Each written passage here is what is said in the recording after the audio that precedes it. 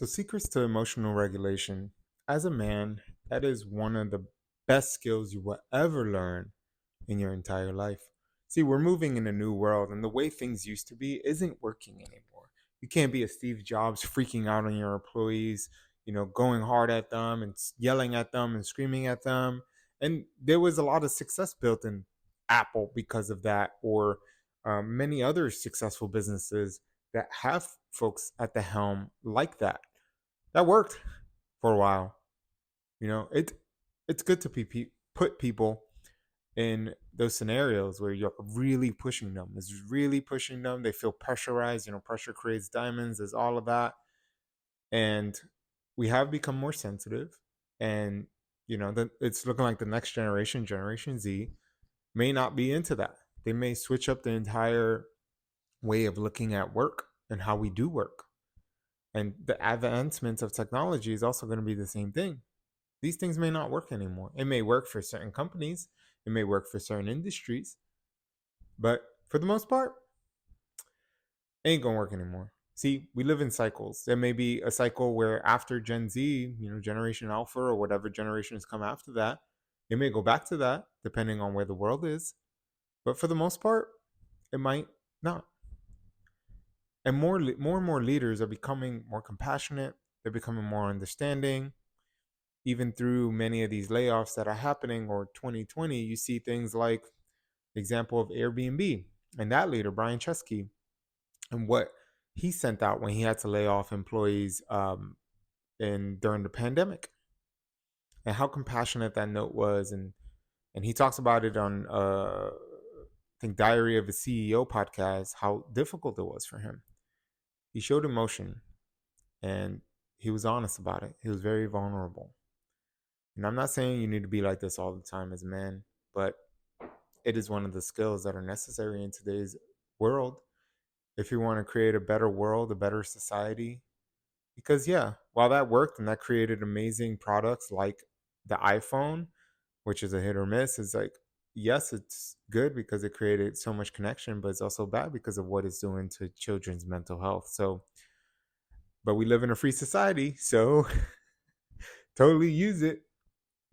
But that's just the context I wanted to provide you with. Now, to get into the real juicy stuff, because this is why you're probably here, and that's the secrets to emotional regulation. See, emotional intelligence is becoming so much more important than IQ. IQ is important because that's how we create innovation, and that's how things are pretty much created, right? That's how new strategies are involved. That's how we move society forward. But EQ is becoming increasingly important because we are only connected through devices. The device I'm recording this on, the device that I take my notes on, the device I edit on. We're always on a computer. I feel like I'm always on a computer for work and for personal life. I'm on a computer, right? And that removes us from being around people. See, the pandemic did mess me up. I know, going back into social settings and being around people and community, I became a little weird. It's just the truth. It's honest. It took me a while to really, and still to this day, I'm still a little weird for a long period of time before I finally get comfortable when I'm around a bunch of people. So emotional regulation is necessary because in those moments I may feel a crap ton of anxiety.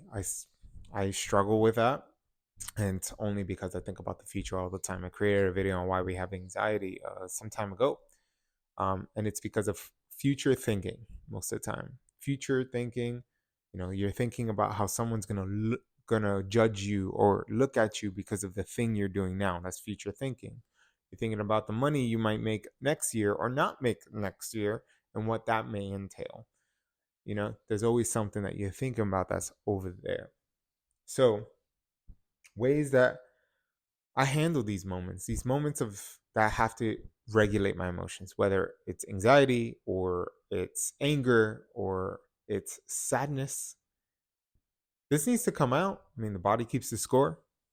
So, great book. Read it. I bring it up all the time. It's one of the best books that I recommend to a lot of my friends and coworkers and family members because things live in our body. We're still animals by nature. So, one of the ways that I handle a lot of my emotions when I'm not able to express them in the moment is through breathing, and specifically belly breathing. Not breathing from here, it's consciously making an effort to breathe through your belly. And I do the 4 by 4 by 4. And 4 in, hold for 4 out.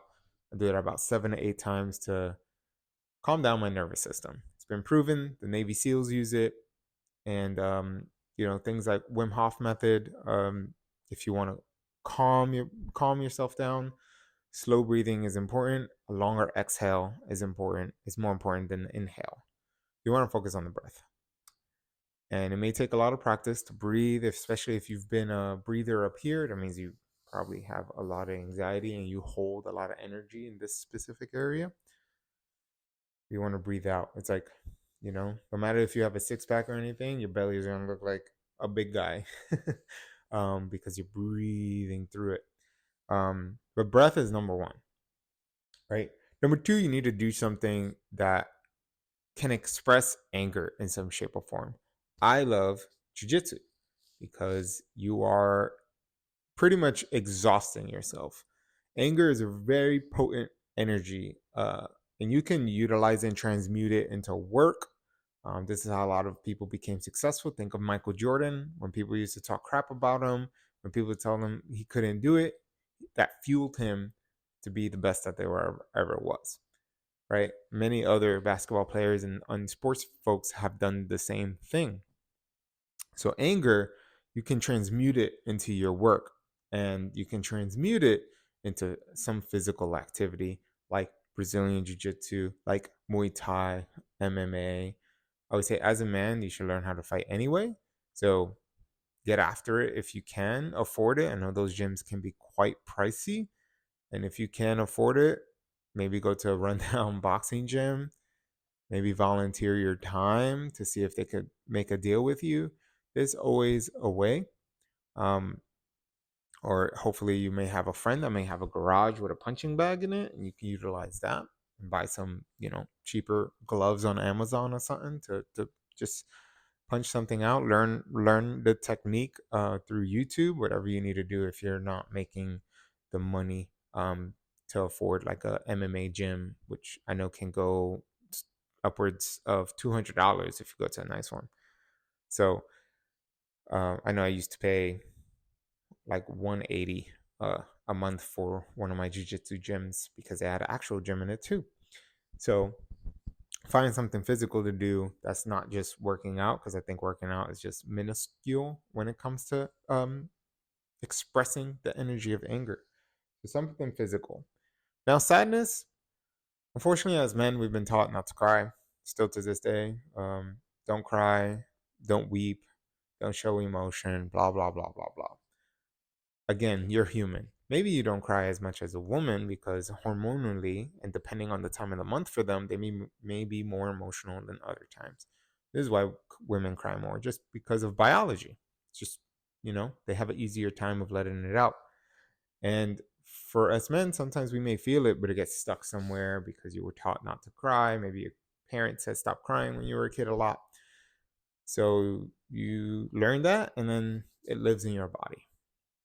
And that can be bad for future reference. You start noticing, and the body keeps the score talks about this, you start noticing pains and this nagging pain that just keeps happening in a specific area. It could mean that you're holding emotions there.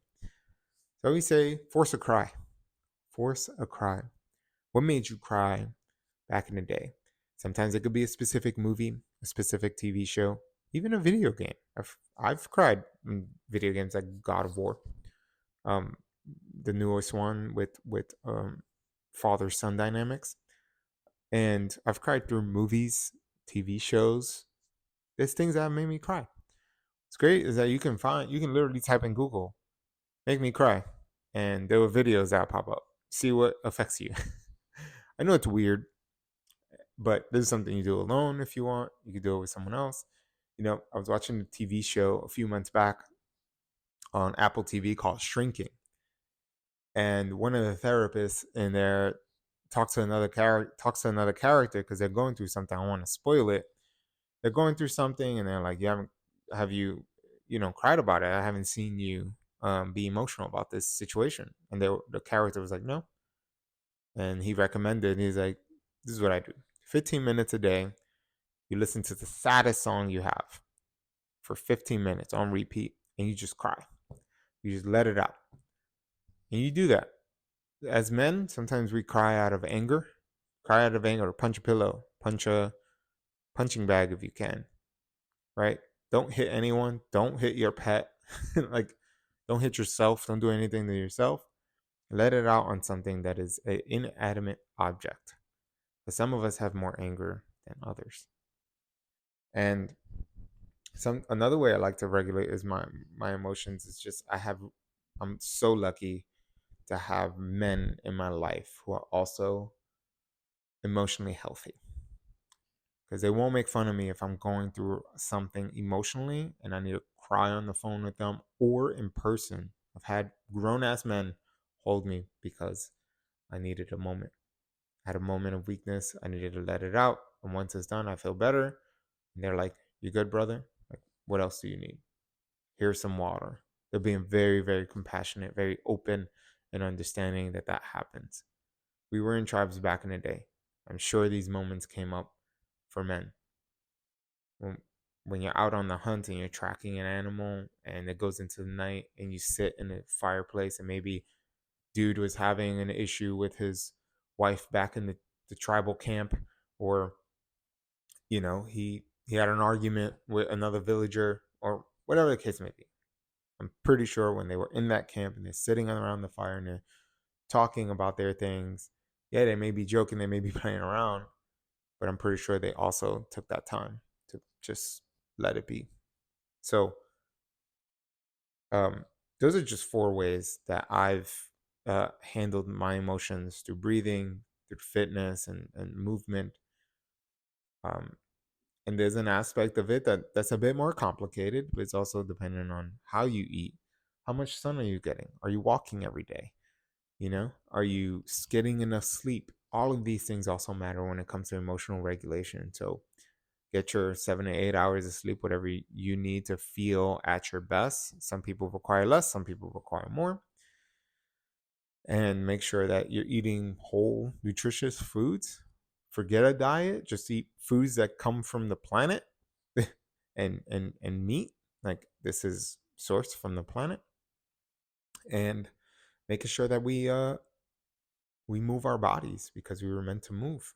We weren't meant to sit in this box, 4 walls, for 12, 16-hour days. We were meant to be outside. So, and we were meant to be around people. So that's my ways of regulating emotions. If you have a different way, I'd love to hear it. Comment below. I'd love to hear your opinions. Maybe you might help someone else uh, as they watch this video, and they may read the comments like I always do with YouTube videos. So hope this helps, and until tomorrow.